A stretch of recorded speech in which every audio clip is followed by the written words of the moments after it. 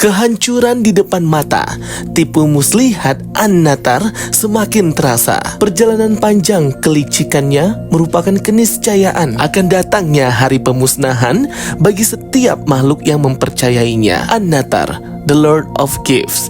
Setiap hal manis yang ia tawarkan merupakan hal yang pahit. Kelicikan dan kebohongannya adalah buah segar yang harus dibuang dan tak termakan ambisinya. Halo, assalamualaikum teman-teman semuanya. Selamat pagi, selamat siang, selamat malam, dimanapun kalian berada, sehat-sehat semua ya.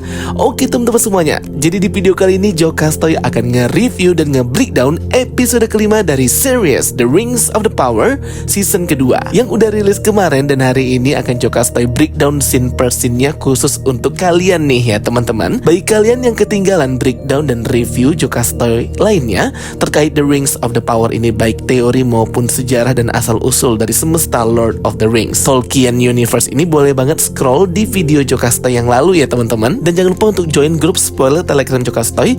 Link invite grupnya sudah aku pin di kolom komentar. Dan jangan lupa juga untuk follow official akun TikTok dan Instagram Jokastoy. Oke, nggak usah membacot, langsung aja kita bahas scene per scene dan breakdown penjelasan alur cerita dari episode kelima The Rings of the Power season kedua. Here we go. Oke, jadi episode kali ini melanjutkan episode kemarin, di mana 7 cincin kurcaci itu sudah selesai dibuat oleh Lord Celebrimbor dan An-Natar di Eregion, dan sudah diberikan langsung kepada King Durin ketiga dan juga Prince Durin ke Khazad-dûm. Jadi yang memegang ketujuh cincin ini ialah King Durin ini teman-teman. Nantinya dia akan memanggil seluruh raja kurcaci dari 7 realms atau 7 dunia di Middle Earth untuk datang ke Khazad-dûm dan menawarkan cincin ini. Akhirnya setelah sampai di Khazad-dûm, King Durin pun memakai cincin tersebut guys, yang dimana dijanjikan oleh Celebrimbor dan An-Natar di episode sebelumnya akan menjadi solusi permasalahan kaum dwarf di Khazad-dûm ini yang kehilangan cahaya matahari itu ya. Di sini bisa kalian lihat sendiri, cincinnya itu ada 7, dan King Durin itu memakai cincin dengan batu berwarna biru yang paling besar, dan yang lainnya itu punya style, art, dan juga desain ciri khas tersendiri dari cincin-cincin ini.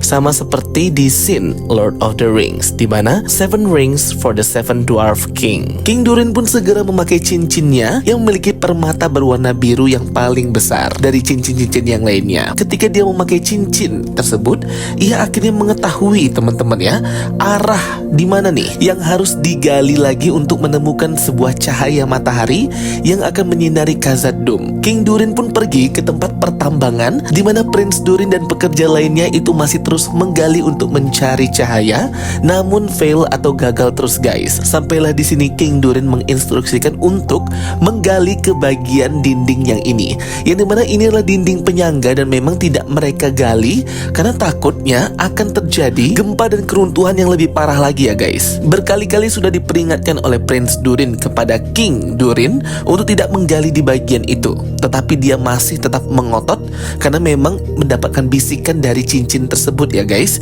Ia pun mengambil kapaknya sendiri dan mulai menggali dan memecahkan batu di bagian titik tersebut. King Durin pun menggunakan kapaknya terus menggali dan menghancurkan batu di titik tersebut. Narvi dan Prince Durin juga hanya bisa melihat saja sambil was-was dan cemas karena terjadi gempa kayak gitu ya teman-teman. Mereka masih nggak yakin apa yang dilakukan oleh King Durin ini, hingga sampai terjadi gempa kecil kembali. Seketika titik yang digali oleh King Durin ini akhirnya terbuka dan terpancarlah sinar matahari. Dari situ mereka langsung senyum semeringah teman-teman. Akhirnya setelah kehilangan sinar matahari, Khazad-dûm sekali lagi dapat merasakan sinar dari matahari secara langsung. Akhirnya Narvi dan juga Prince Durin menginstruksikan kepada semua pekerja tambang di Khazad-dûm untuk menggali titik-titik yang ditandai dan ditunjuk langsung oleh si King Durin ini teman-teman, tanpa mendengarkan apapun dan hanya mendengarkan cincin tersebut.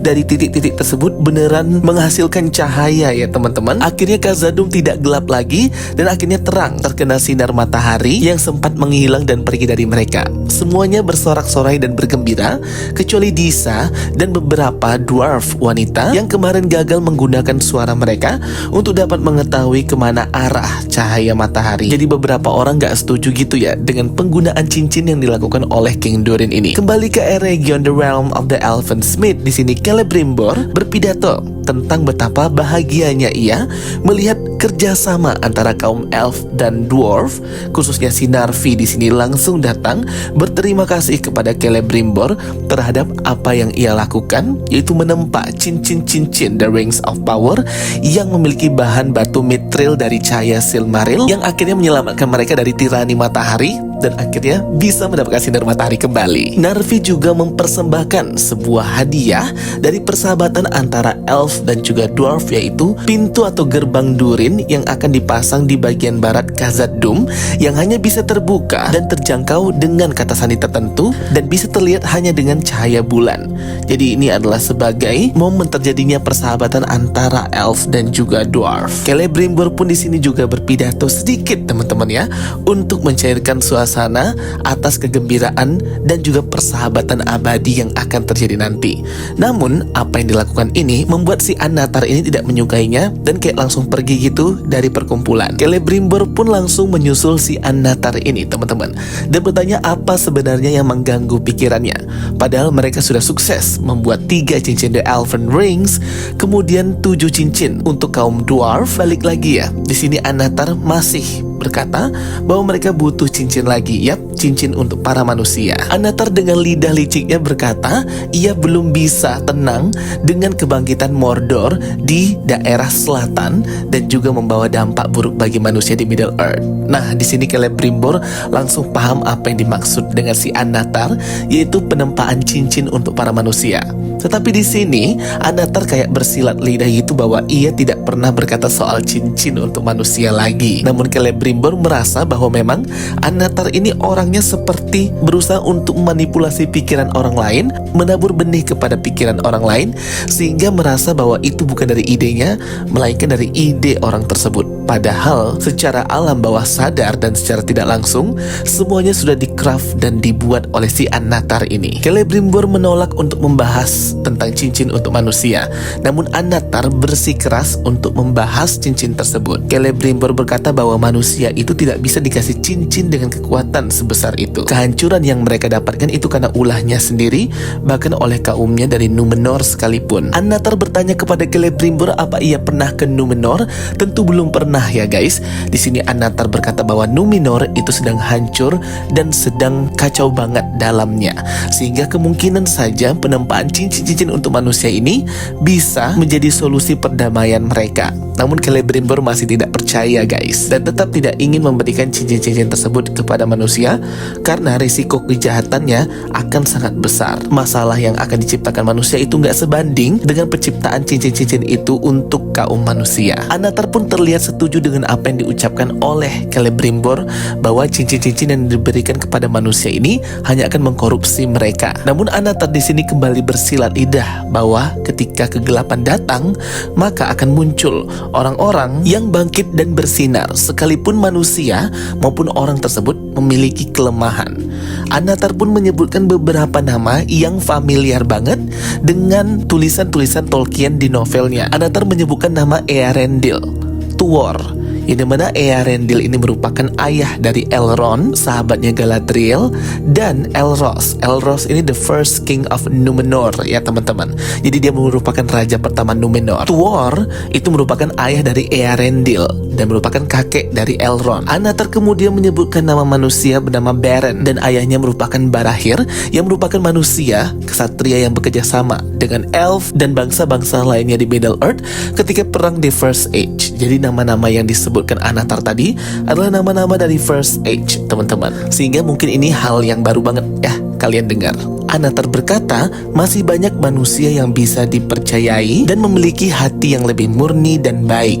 Dari Númenor hingga Rhûn, ia meyakini bahwa 9 pembawa cincin untuk 9 kerajaan itu udah cukup untuk para manusia ini. Celebrimbor pun kayak terkejut gitu ya. 9 itu sangat banyak sekali. 3 cincin untuk kaum elf, 3 kali lebih sempurna. 7 cincin untuk kaum dwarf atau kurcaci, menggambarkan kebutuhan dari realm atau dunia para dwarf kurcaci itu. Sehingga penempaan ketiga, mereka akan membuat 9 cincin sekaligus. Sekali lagi Celebrimbor tetap tidak setuju. Jangan membiarkan ambisi menguasai kegagalan. Ia pun gak setuju. Akhirnya Annatar di sini pun lebih mengalah gitu ya teman-teman. Padahal dia ada rencana licik yang lainnya. Jadi udah bersilat lidah, gimana lagi sih Annatar ini untuk merayu Celebrimbor membuat cincin untuk manusia 9 cincin, tapi belum berhasil guys. Alhasil di sini Annatar dengan sedikit marah malah berusaha untuk membuat cincin-cincin itu dengan tangannya sendiri tanpa bantuan Celebrimbor. Tapi anehnya Celebrimbor di sini diam aja, tidak menghentikan apa yang dilakukan Annatar. Oke, next kembali ke The Island Kingdom Numenor. Kita melihat di sini Ar-Pharazôn sudah menduduki tahta kerajaan Numenor dan memegang tongkat matahari simbol Numenor, yang mengartikan bahwa ia sudah memimpin kerajaan Numenor ini mengambil tahta dari Queen Tarmeriel bersama dengan anak laki-lakinya Caemon. Mereka berdua menatap jauh ke depan teman-teman, menatap ke sebuah pulau di seberang barat lautan Numenor ini, yaitu Menara Putih Eressëa, yang dipercaya Ar-Pharazôn sebagai pintu menuju ke The Undying Land Valinor. Perlu teman-teman ketahui, berdasarkan novel Tolkien, Menara Eressëa atau nama aslinya Tol Eressëa berarti The Lonely Isle, merupakan sebuah pulau di bagian timur dari benua Aman atau The Undying Land Valinor, tempat tinggal para elf ini di kehidupan abadi mereka dan bertahtanya dewa-dewi Valar di Gunung Taniquetil. Ini merupakan gerbang paling ujung yang berdekatan dengan Numenor teman-teman, yang dimana ini sudah menjadi perjanjian antara dewa-dewi Valar dan bangsa elf di Undying Land kepada bangsa Numenor sejak zaman First Age, untuk mematuhi sebuah peraturan bahwa bangsa Numenor ini tidak boleh menyeberangi lautan tersebut dan mendekati Undying Land. Jadi inilah pantangannya bangsa Numenor ini guys. Udah kelihatan ya, Ar-Pharazôn di sini udah nyinggung-nyinggung soal ini kepada anaknya si Caemon ini. Mungkin spoiler dikit kali ya teman-teman, bagi yang belum baca novelnya The Fall of Numenor, Dewa Ulmo mendatangkan gelombang dahsyat lautan yang sangat besar kepada bangsa Numenor ketika mereka mau melanggar pantangan tersebut guys. Jadi ya seperti itulah, tapi aku nggak tahu eksekusinya nanti di seriesnya akan seperti apa ya. Ar-Pharazôn berkata Menara Putih Tel Eressëa itu hanya bisa dilihat dari puncak tertinggi Manel-Tarma. Manel-Tarma ini merupakan gunung suci di Numenor teman-teman ya, sebuah kayak gunung gitu. Dan Ar-Pharazôn sangat membencinya ketika kaum elf memandang bahwa mereka ini tidak bisa abadi seperti mereka dan akan mendapatkan hari akhir atau hari kematian mereka. Jadi Ar-Pharazôn ini sebenarnya goalsnya itu bukan mengambil tahta Numenor ya. Goalsnya itu ialah untuk melanggar pantangannya dewa-dewi Valar itu guys. Bahkan Caemon anaknya di sini pun bingung apa sebenarnya goals dari si ayahnya ini. Caemon di sini hanya ingin membangun Numenor, mencari gara-gara dengan dewa-dewi Valar. Namun Pharazôn di sini memiliki visi tersendiri guys. Ketamakan dan keserakahan dari dalam hati Pharazôn itu semakin besar ketika ia berhasil mengambil tahta Numenor. Bagaimana ia berpaling dari dewa-dewi Valar, membenci kaum elf yang sebenarnya sangat berjasa atas kejayaan dari bangsa Numenor. Jadi ini sifat yang tamak ya teman-teman, sifat yang tak tahu terima kasih. Di menara tempat kamar dari Queen Tarmeriel, ia mendengar orang-orang Numenor mengagung-agungkan dan berteriak nama Pharazôn. Namun Elendil menyampaikan bahwa di beberapa kuil di beberapa sudut kota di Numenor itu masih berdoa dan mengagungkan nama Tarmeriel untuk kembalinya ratu yang sah di Numenor. Namun di sini Tarmeriel kayak nggak peduli gitu ya. Dia langsung bertanya apa yang dilihat oleh Elendil ketika menyentuh bola Palantir tersebut. Dan ternyata apa yang dilihat oleh Elendil itu hanyalah dirinya yang berkuda menjauhi Numenor yang saat itu berkobar asap gitu, dan ia nggak tahu pergi kemana. Dan hal ini membuat Tarmeriel sedikit terkejut karena bola Palantir itu selama ini hanya menunjukkan kehancuran dan kiamat bangsa Numenor teman-teman. Jadi Tarmeriel ini pun berpendapat dan meyakini mungkin aja dengan kepemimpinan si Pharazôn ini itu bisa membuat nasib yang berbeda kepada bangsa Numenor, sehingga itu bola Palantir tidak menampilkan lagi bencana dan kehancuran Numenor. Jadi di sini Tarmeriel berusaha kepada Elendil untuk tidak memulai pemberontakan dan ngikutin aja alurnya. Walaupun Elendil gak bisa nerima gitu aja ya guys ya dengan apa yang terjadi. Tapi ya mau gimana lagi, berdasarkan novel Tolkien juga, si Tarmiriel ini tidak memiliki banyak peran yang penting ya guys, selain nanti dia mungkin akan dinikahkan oleh si Parazon. Elendil pun di sini bertemu dengan Valandil dan beberapa prajurit kapten lainnya yang ternyata harus diberhentikan sebagai pasukan dari kapal Numenor, termasuk dengan si Elendil itu juga atas perintah Lord Bazelgar. Di sini terlihat Caemon dan Eärien juga memimpin hal tersebut. Elendil udah nggak bisa berkata apa-apa lagi ya dengan si anak ceweknya yang sudah tersesat banget dan sangat bangga dengan penggulingan tahta kerajaan tahtanya si Tarmiriel. Jadi Eärien ini membuat sebuah alasan bahwa apa yang dilakukannya, penggulingan tahta, kejahatan yang ia lakukan itu berdasarkan atas matinya si Isildur atau kakaknya itu ketika mereka membantu orang-orang di selatan di season yang pertama gitu. Namun ayahnya di sini tetap teguh dengan pendiriannya dan memperingatkan Eärien akan jalan yang ia. Elendil pun merasa ini sudah cukup. Dia pun akhirnya memberikan pedang dan juga baju sirahnya serta pangkatnya kepada kapten sehingga ia bukan lagi bagian dari itu semua. Namun Valandil masih menghormati Elendil sebagai kapten dan ini membuat Caemon itu kesal teman-teman. Orang-orang masih memberkati Elendil agar Dewa-Dewi Valar memberkati Elendil dan tetap menjadi kapten yang mereka banggakan gitu, termasuk Valandil di sini. Eärien berusaha untuk membuat Valandil agar bisa tetap menjadi pasukan dari kapal Numenor, tapi ia tidak mau ya guys.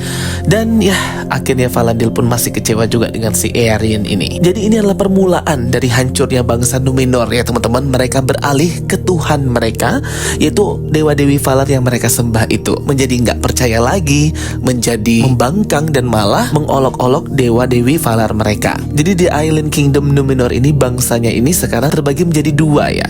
Ada yang masih percaya dengan Dewa-Dewi Valar dan terus berdoa kepada mereka.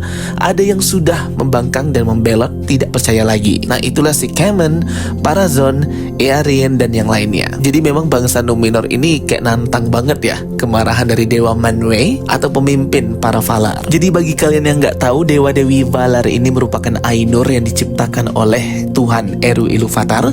Yang pertama ada King of the Valar yaitu Dewa Manwë, Queen of the Valar yaitu ada Dewi Varda, ada Dewa Aule, Dewi Yavanna, Dewa Ulmo, Dewa Tulkas, Dewi Nessa, Dewi Vana, Dewa Orome, Dewi Niena, Dewa Mandos, Dewi Faire, Dewa Lorien, dan Dewi Este. Masing-masing mereka ini berpasangan teman-teman. Dan yang terakhir ada Dewa Melkor atau Dewa Morgoth yang sudah diasingkan ke The Void. Nah harusnya bangsa Numenor itu menyembah mereka ya gengs, tapi mereka takabur.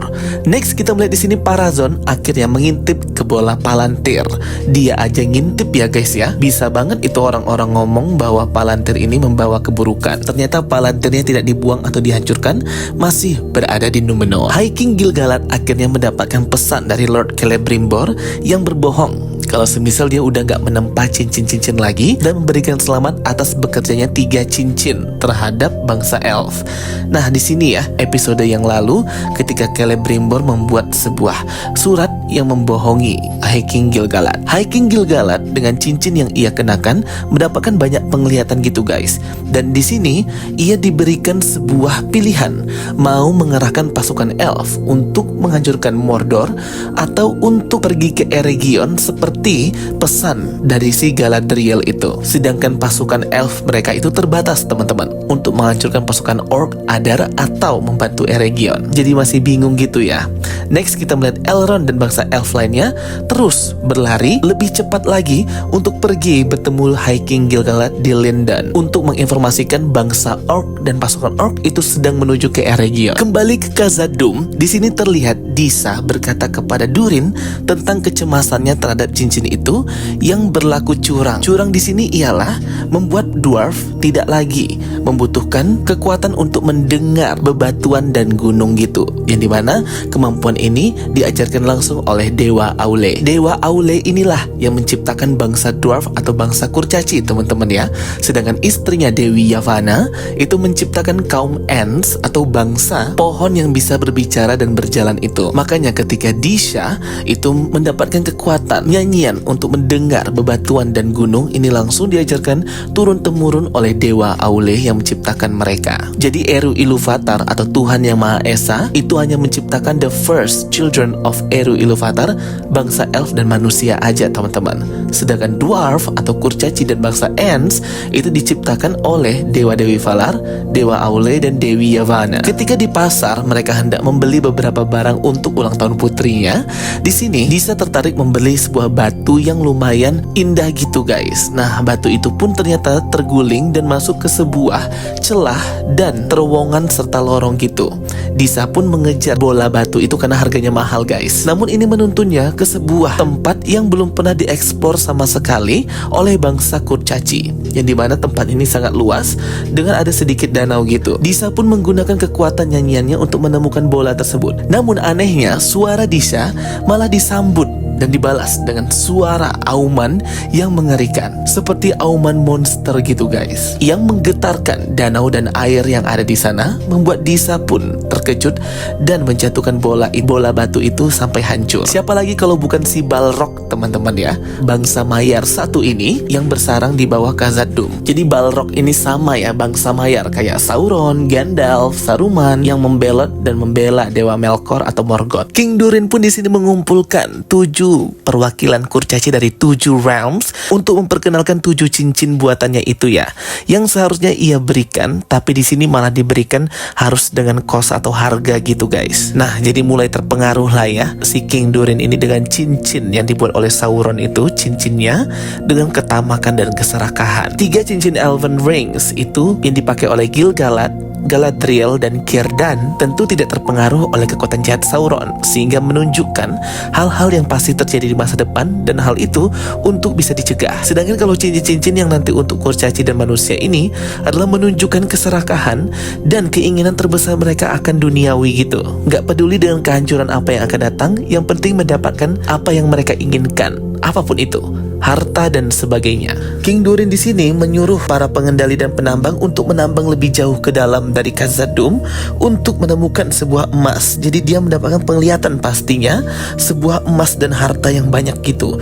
Padahal dia sendiri yang melarang penggalian terlalu dalam, namun ia berkata untuk membobol saja. Ia pun juga jadi freaking out atau kayak orang gila gitu ketika ia seperti lupa menaruh cincinnya. Semakin lemah jiwa dari orang yang memegang cincin itu, maka cincin itu akan mengendalikannya. Prince Durin datang untuk memperingatkan King Durin ayahnya bahwa jangan menggali lebih dalam, ada sebuah iblis kuno jahat yaitu si Balrog itu yang nantinya akan muncul guys. Tapi nggak percaya ya si King Durin ini, ia masih terpengaruh oleh cincin. Kembali ke Eregion, di sini Celebrimbor terkejut dengan apa yang dilakukan oleh An-Natar.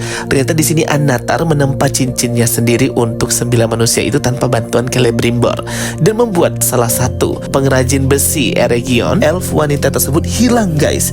Jadi dia menghilang seperti Frodo Baggins. Mirdania memakai sebuah cincin dan membuatnya menghilang masuk ke alam lain gitu. Mirdania berkata bahwa ia melihat sebuah bangunan yang sangat tinggi, kulitnya terbuat dari api dan membuatnya ketakutan. Makhluk itu pun mendatangi seperti bernapas dan berbau kematian. Dengan memakai cincin itu, Mirdania mengetahui wujud asli orang-orang yang ada di sini ya teman-teman, termasuk wujud asli Sauron atau An-Natar. Mirdania ketakutan melihat matanya yang tiada ampun dan eternal abadi. Kita semua sudah tahu ya, semua deskripsi yang dikatakan oleh Mirdania ini merujuk kepada si Sauron dengan form bentuk terakhirnya di The Lord of the Rings, One Eye of the Sauron. Mirdania berkata cincinnya menjadi seperti itu membuatnya hilang karena mereka menambah kembali batu mithril yang lebih banyak itu. Membuat Celebrimbor pun berkata bahwa itu adalah kesalahan. Ternyata di sini Prince Durin datang untuk memperingatkan Celebrimbor tentang si cincin tersebut yang seperti membuat sifat ayahnya menjadi berbeda. Durin berkata apakah cincin itu terkena kekuatan yang jahat. Namun Celebrimbor berkata tidak mungkin karena itu adalah cincin dengan bahan dan cara pembuatan yang sama dengan cincin para elf atau peri. Durin juga berkata bahwa bahwa ia curiga dengan si Annatar ini. Namun Celebrimbor di sini hanya bisa menerima masukan itu aja. Terlihat Annatar tahu bahwa kecemasan tersebut ada, guys.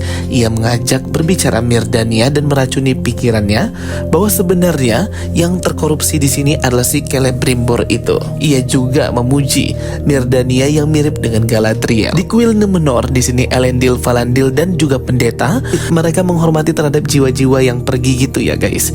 Dan tiba-tiba Kemen dan juga para pasukan yang dipimpin Parazon itu membubarkan kuil ini dan membubarkan juga lah agama yang mereka sembah itu dewa-dewi Valar. Membuat terjadi chaos di sini. Bahkan patung yang disucikan di sana dihancurkan oleh Kemen, membuat Elendil marah dan menyerangnya hingga berdarah gitu, guys. Valandil yang sudah muak dengan apa yang dilakukan oleh Kemen di sini juga menyerang Kemen dan terlibat pertarungan di sini. Valandil pun mematahkan tangan si Kemen dan berusaha untuk membunuhnya, namun dicegah oleh si Elendil. Secara jahat Kemen pun membunuh Valandil di sini, guys, di depan mata si Elendil.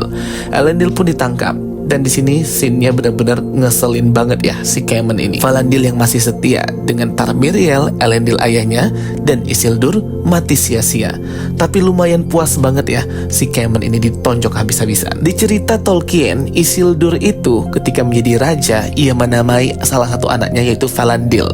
Ini ialah untuk menghormati kesetiaan dari sahabatnya si Valandil ini hingga akhir hayatnya ya, guys. Jadi benar-benar canon banget nih. Wah, sedih banget ya, guys. Akhirnya si Valandil ini mati juga.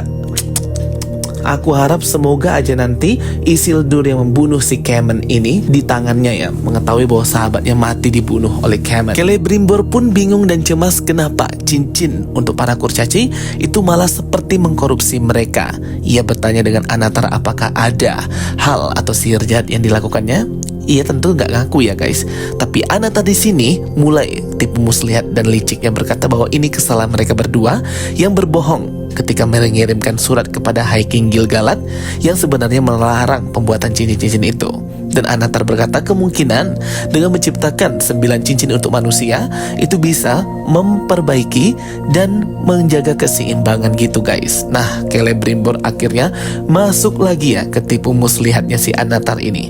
Akhirnya mereka bersama-sama setuju untuk membuat 9 cincin untuk manusia sebagai penyeimbang gitu, guys. Celebrimbor pun mengumpulkan semua Elven Smith dan berkata bahwa ini saatnya mereka untuk menebus kesalahan mereka dengan menciptakan 9 cincin lagi untuk para manusia dengan desain baru, panduan baru dan proses baru, dan akan bekerja siang dan malam untuk menciptakan cincin itu sebagai penebus akan kesalahan yang mereka perbuat sebelumnya dan melengkapi penyeimbang dari ketiga cincin para elf, ketujuh cincin dwarf bangsa kurcaci, dan 9 cincin untuk men atau bangsa manusia ini akan memberikannya keseimbangan. Annatar pun akhirnya senang di sini. Sekali lagi Celebrimbor jatuh dalam muslihatnya. Prince Durin pun kembali memperingati King Durin tentang si Annatar dan juga cincin tersebut. Tapi ayahnya King Durin udah gak peduli lagi, bahkan mengembalikan status pangeran dan status bangsawannya si Prince Durin. Disa yang mengetahui hal ini itu kayak gak percaya ya dengan apa yang dikatakan oleh King Durin yang tidak mau menuruti peringatan yang mereka berdua berikan. Next scene kita melihat di sini pasukan orknya si Adar yang udah sampai ke wilayah Eregion sejengkal lagi, dan mereka membawa si Galadriel yang berhasil mereka tangkap itu, teman-teman. Elrond sudah sampai ke Lindon dan juga memperingatkan kepada High King Gil-galad tentang serangan bangsa ork pasukannya ke Eregion.